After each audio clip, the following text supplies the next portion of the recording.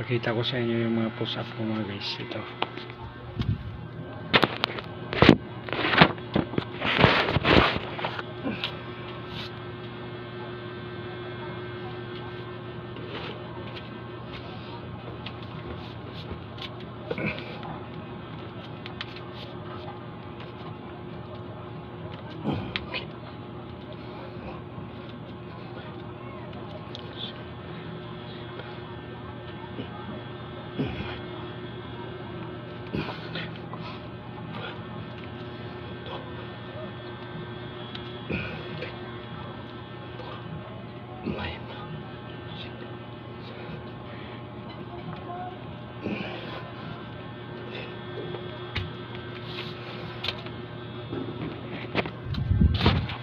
Ganyan lang mga guys ang gawin nyo.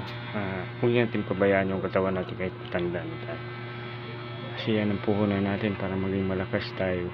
Pero una-una nagbigay ng lakas natin si Lord pa rin. Salamat mga guys sa pag-follow mga guys.